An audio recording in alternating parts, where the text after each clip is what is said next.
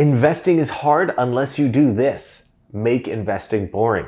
It sounds simple, but investing feels hard, it's confusing, it's stressful, and that's because most people are doing it wrong. What if I lose everything?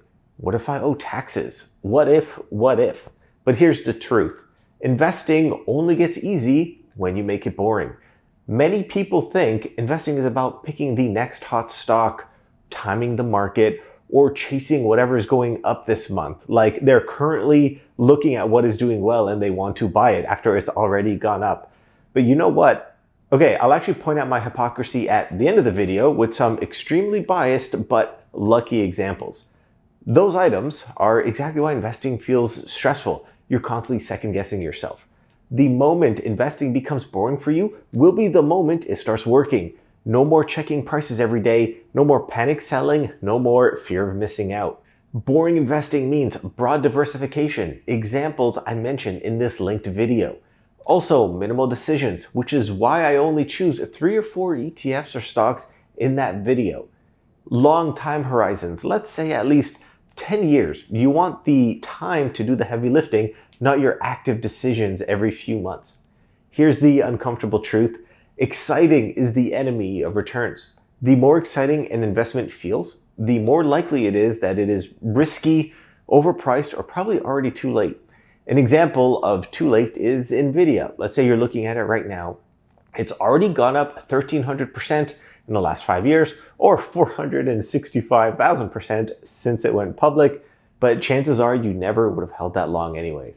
But you know what's funny? The best long-term strategies almost feel disappointing when you first hear them.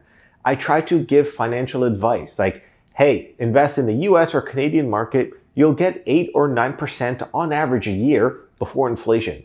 So the person they've only invested $1,000 is only expecting $80 or $90 next year.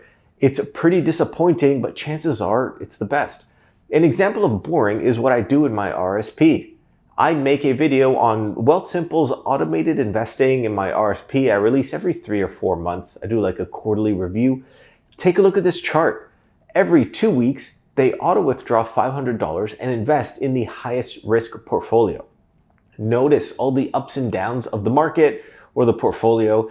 It doesn't matter to me what the market is doing. I don't open this, I don't check on it, and within 1 year, I've already made 18%.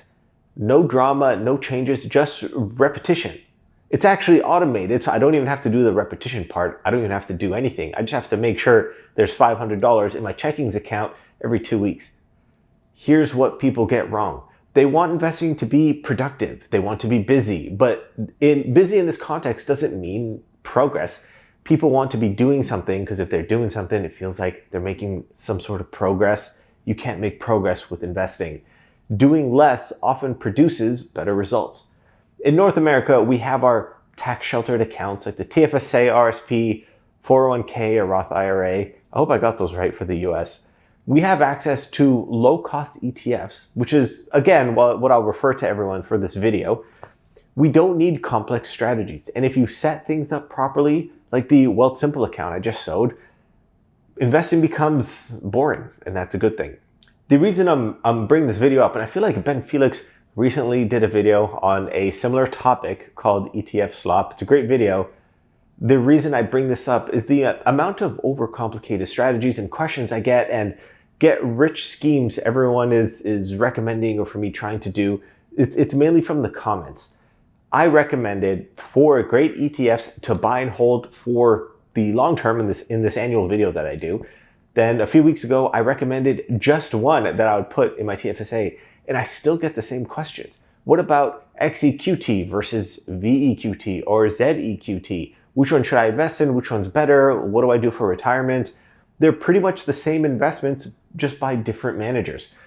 When is the best time to buy? Mondays or Fridays? What about the Santa rally that everyone believes the stocks will ramp up going to Christmas and then everyone dumps the stocks in the new year? Why did you recommend the S&P 500 when it performed worse than TSX in 2025? Are you going to change your topics? Do you still recommend these? It's just kind of frustrating. The TSX only beat the US in the last 6 out of the last 30 years, I believe. So we can't assume that it's going to be the future just because 2025 was better for Canada than it was for the US. I did a podcast with Gary Gill where I said I invest my entire TFSA on the first business day of the year, so January 2nd. Then a lot of the comments mentioned that the tariffs on April 2nd caused the market to drop 10%.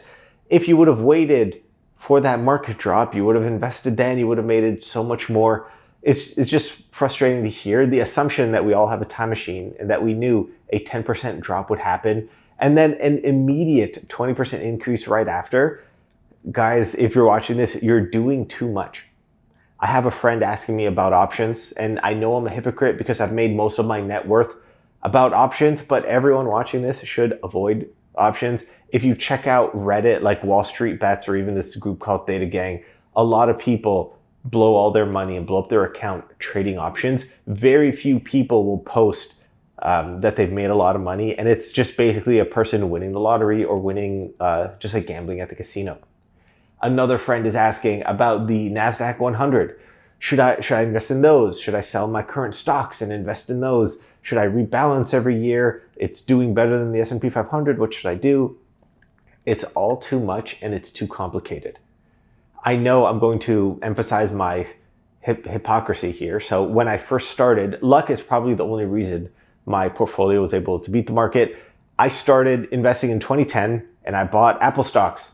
So I've had a 3,400% return on that investment. When you add covered calls to those Apple stock, I've made like over 5,000%, but that's just a rough estimate. I also bought Tesla in 2014 only because a friend told me he bought it and I had FOMO. I bought Nvidia only because my friend told me she works there and she thought it was good, so I thought it was good. When I first started investing, I made investing complicated. I would research too much. If someone was investing in something, I had to research it and try to invest. I did way too much. Even though I got lucky over the last 15 years, it's hard for me to recommend the same stocks. And most people are trying to do way too much. They'll ask me about a split, like, oh, should I do 65 in the S&P 500 and then 10% in crypto and 5% in Apple, 5% Tesla? You're doing a little too much. It might be good overall. I can't, with like a good conscience, predict those or tell you to do it. One item I mentioned earlier, when it's probably like too late to invest, Nvidia went up 1,300% in the last 5 years. So if you buy into it now, you likely won't get these same returns. If you're watching in 2026, we might be in the biggest AI tech bubble the world has ever seen. The market has gone up so much. Everyone's expecting a drop. So if you buy now and the market drops, active investors will lose more than passive investors. So here's why. An active investor will sell at a loss, thinking the world is ending. And then when the market rebounds, they'll fail to recognize when the bottom is hit. We all do. And they'll fail to recognize when the economy is rebounding, and they won't buy until it's too late. So if investing feels hard right now, you don't need more information. You need to make fewer decisions. Make it boring and let time do the work. If you've made it this far, the end screen should refer to you to the top ETFs video that I was recommending. I'll make sure to pin it in the comment and leave a link as well. Thanks for watching. Let me know if you have any questions and tune in to the next one.